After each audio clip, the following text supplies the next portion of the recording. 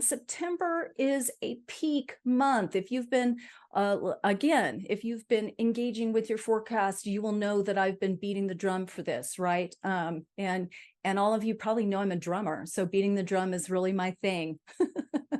So September, peak month, and we're going to talk about why it is a peak month and how for you to make the best of this peak energy, the intensity of this energy. So what we're going to do first, though, is make sure that you do know what your personal year is. I'm not going to spend a lot of time on this.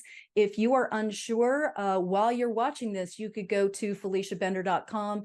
There is a calculator there, an actual calculator, just to, to see if you are doing the math right.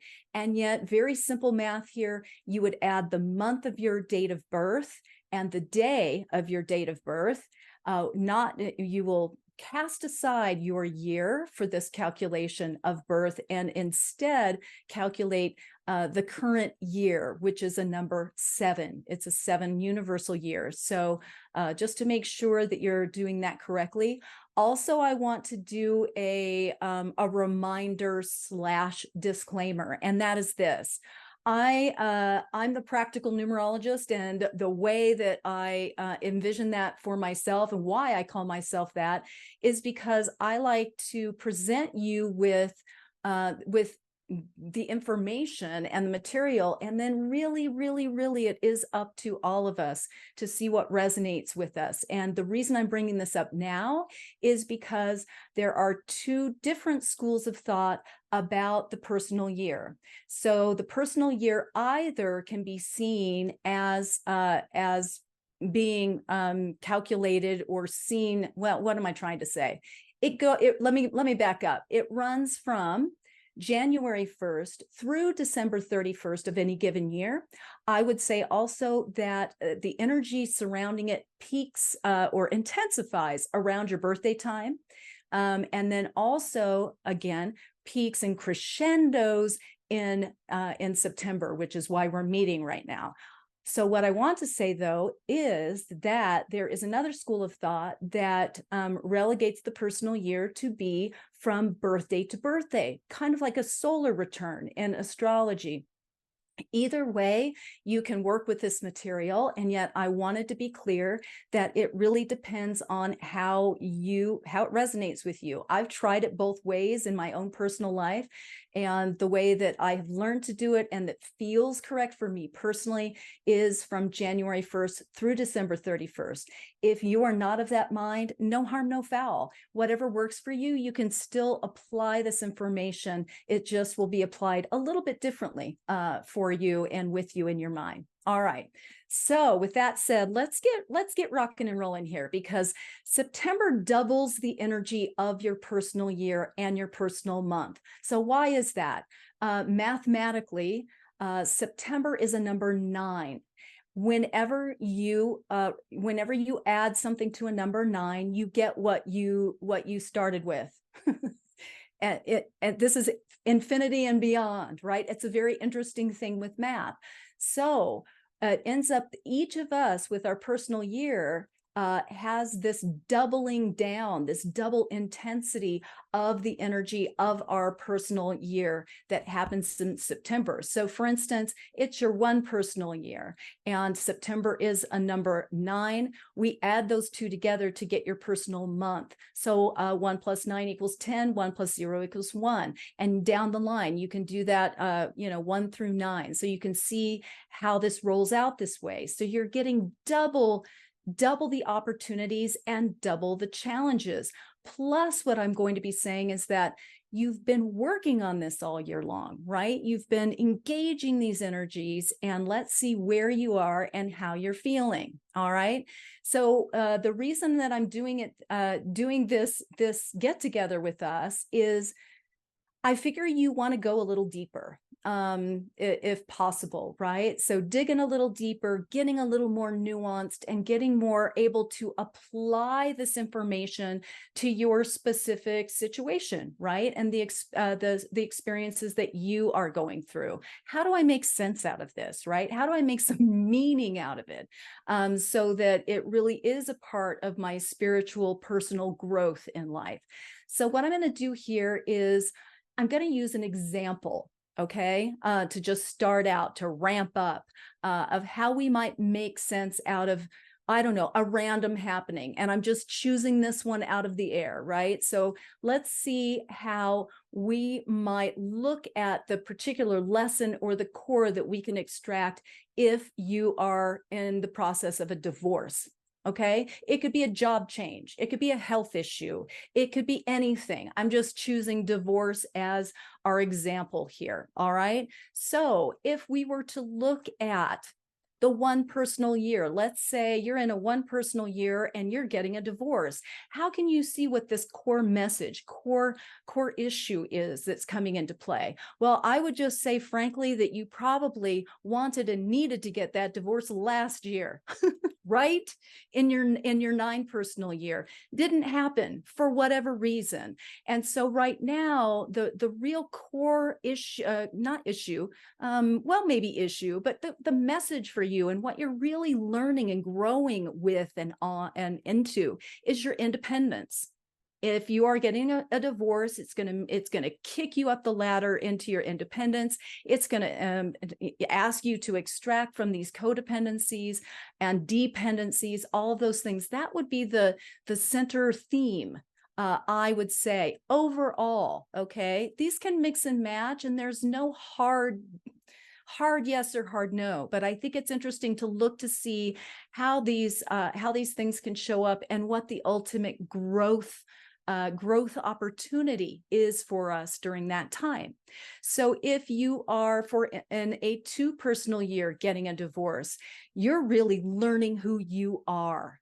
This is most likely a time when you haven't been true to yourself, and that has caused an unraveling of your relationship, that sort of thing. So it's about learning who you are. If you're getting a divorce in a number 3 personal year, it's more about your authenticity, more about expression, more about you truly expressing yourself and making yourself heard. And it's often when you do get a divorce and you feel this sense of freedom and you feel a sense of, wow, I've got to learn who I am again, right? And it's your year to do that, to learn who you are once again. So the 4 personal year and divorce, back to foundations, baby, right? It's usually a pretty grueling one. Sometimes a divorce in a 4 year, there are just issues that more ensconced in legal stuff, home stuff, old family stuff that comes up about you really reviewing, why was I in this relationship in this way, and kind of reviewing those old family dynamics that may have placed you there one way or the other to begin with. A divorce in a 5 year. Oh my gosh, that's when freedom rings. So it can be a time where freedom rings and where you really are expressing your sensuality, your sexuality, exploring things that you feel like you haven't been able to for that amount of time until you've been free of the relationship. In a 6 personal year, a 6 personal year is marriage and divorce anyway, right? If you're in a 6 personal year, this is a key time to be experiencing a divorce, because it is usually where you just have tried everything under the sun, and it's either you up level or you leave it. And that is how divorce can unfold in a 6 personal year. So a 7 personal year, this usually is a deep dive into the self. And this is not, again, a hard and fast rule. And yet what I find oftentimes, very often, is when I have clients who are experiencing a divorce in a 7 personal year, they are the one who is left.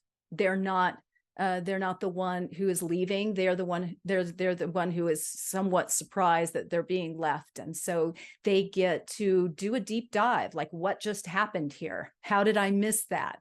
what, how am I going to rebuild myself here? And it really is a deep dive into self. The 8, a divorce and an 8, boy, that's about power and empowerment. And there's going to be a focus on splitting of assets. There's going to be a focus on the money part, right? Maybe even more than usual. And yet it is really a step in your empowerment, and it's demanding that you get serious about yourself and ask for your worth during that divorce proceeding. So the 9, a divorce and a 9, it's simply a significant transition for you in your life. Often you are a relationship driven person. You are someone who this is a very vital part of the fabric of your being and of your life. And when you experience a divorce during that 9 personal year, it really is a significant closure and then opening to this next phase and stage in your life. That 9 personal year, it's about wrapping things up, okay? It's about letting things go, giving time and space to make room for the new things. It is the end of a 9-year cycle. This is transition, it's transformation. Anyone who follows me knows that I call this more of a commencement year. It's more of a graduation time. So it's how do I let go of everything that just is no longer vital in my life, no longer serving its purpose. It's not that it's bad when it makes an exit. It's like it's done its job, right? It's been there for the reason, and now it needs to move on while you move on. So how do you allow that to go and to flow, to allow things to make room to enter as of next year? Now, here's the thing: in September, it can often feel like, okay, what's going on here? Because you have to be in this liminal. You have to be in a liminal space for a bit. No one really loves that. And yet there can be this really strange, rich pleasure that can come with knowing that you are in an in-between spot, and you've got to allow it to ripen before it is ready for you. So if you are in the flow here, you are in the flow of your 9, you're going with the flow, you're releasing, you're resting, you're giving yourself some space, you're giving yourself some grace. You're not reaching for things right now. You don't have like these super solid, this A, B, C, D, and E has to happen or else. It is more about, okay, let's see what transpires. Let's see what unravels or what unfolds from here. And you are and you're good with that. You're not only like tolerating that, you're actually going, yeah, I'm really good with this. I need this time. I need the time right now.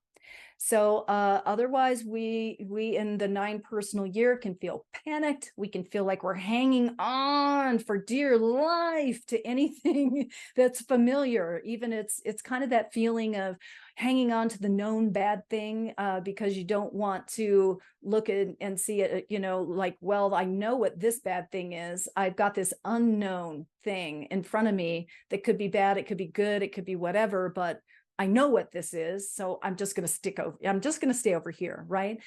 It's asking you to release and be open to the next great thing, and to not catastrophize it that it's going to be a horrible thing, even though it seems like everything is dissolved, right?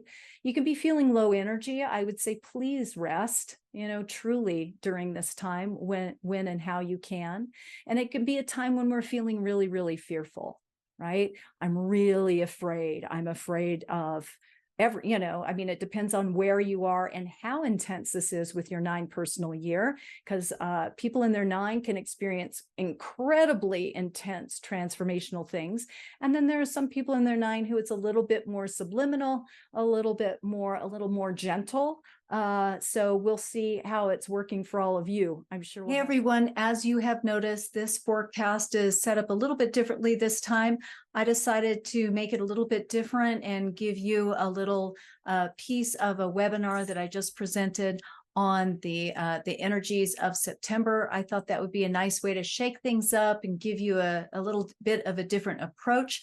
If you would like to review what your forecast is for the month of September in written form, very much like would usually be as part of your forecast, please go and take a look at it. You can read that rather than watch it. And I know I'm asking a lot of you, but if you are interested in that forecast, go read it at FeliciaBender.com. So it's FeliciaBender.com, and go under monthly forecast, click on your personal year, and you will get the full written forecast for this month.